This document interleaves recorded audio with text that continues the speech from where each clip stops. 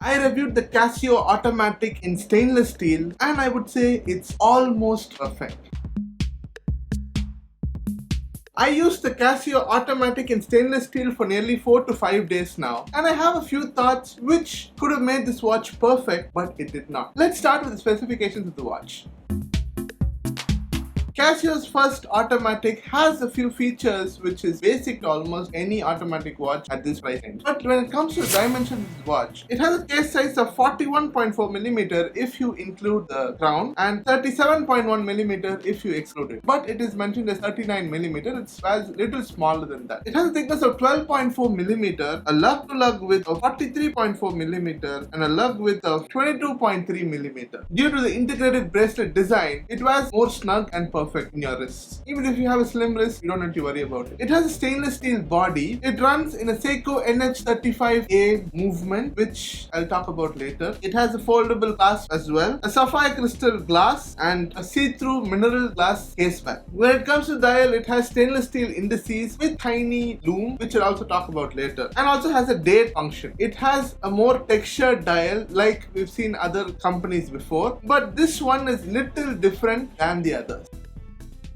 The dial design is where this watch and the other competitors differ. If you take Seiko, they do textured dials but in a more higher range. This cannot be told as a textured dial, it's more of a diffused dial. Why I think not a textured dial is that it doesn't have these engravings or patterns to it. It looks like as if you have actually mixed paint and water together, which gives you this diffusion pattern. So something similar to that has happened in this dial. When you look up close, the dial is actually silver and not white. When it comes to the dial, it also has this minute markers on the uppermost part of the dial, which is something I wouldn't need, but still it's there. And the indices are of stainless steel. They give a lot of gloss to the watch. The markers and indices are also the same color, which creates a problem in this watch, which I'll talk about later. You also have the date marker and the Casio edifice logo on top at the 12 o'clock position and the word automatic at the 6 o'clock position. If you enjoyed the video so far, don't forget to hit the like button and subscribe if you're new to this channel. I'm Nishant and I do videos related to watches and watches only. And YouTube has come up with a new hype function. You can find it in the comments or next to the like button. So please do hype this video so that it reaches more people and helps the channel.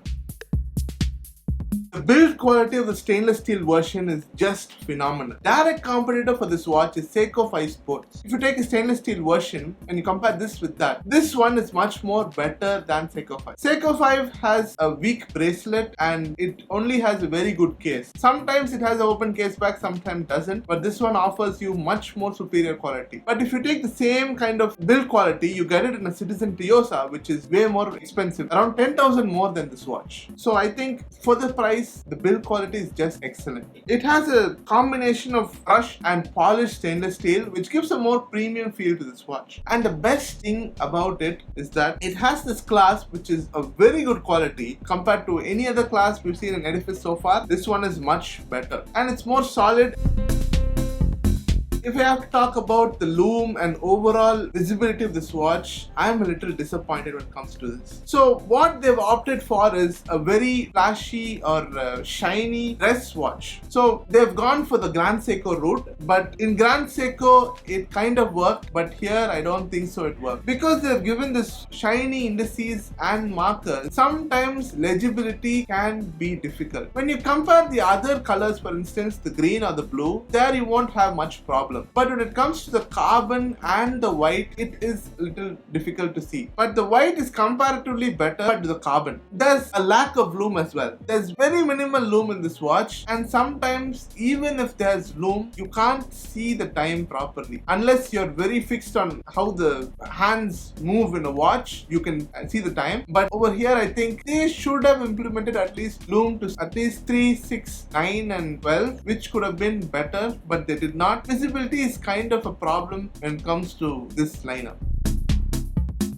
This watch is priced at 25,995, which I think is not a bad price. They've given you a lot of value in this watch, which is worth 25,995. Even if you go for a Seiko 5 Sports, it's almost the same price. There's one more thing about this watch. At the moment, getting a watch can be scarce. If you wait for a few months, you might get the watch. Or if you're a person who values price more than the watch, then if you wait for more than 1 year, you can even get this watch in a discount of 10 or 15%, who knows.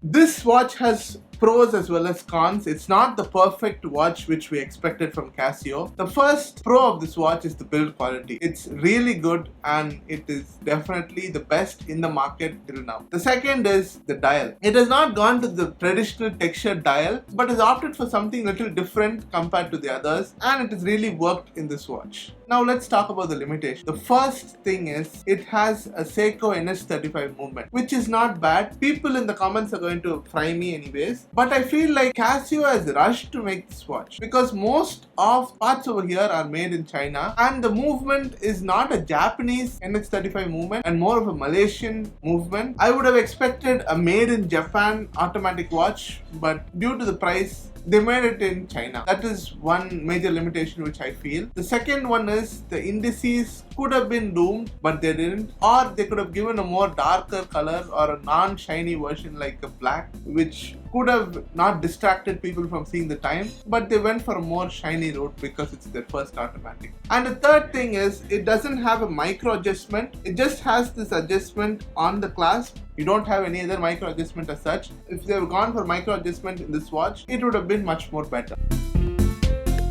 Casio's first ever automatic in stainless steel is a great value for money, and if you plan to buy this watch, you can buy one, but as I told before, just wait for some time till you get your hands on one. This is a very historically significant watch because it's the first ever automatic watch made by Casio. I can't wrap around the fact that I'm seeing an automatic watch from Casio, which is the truth now. And in the future, Casio might even bring new models in this series, so we'll have to wait for that. So these are my honest thoughts on the Casio Edifice automatic, and it's definitely a great watch to have in your collection. You have a lot of options to choose from as well. The price is not bad. If you haven't seen my previous video about unboxing these Casio automatics, you can check it out here, as well as the playlist of all the Casio videos I've made over here. I'll see you next with the Casio Carbon review. Until then, peace out.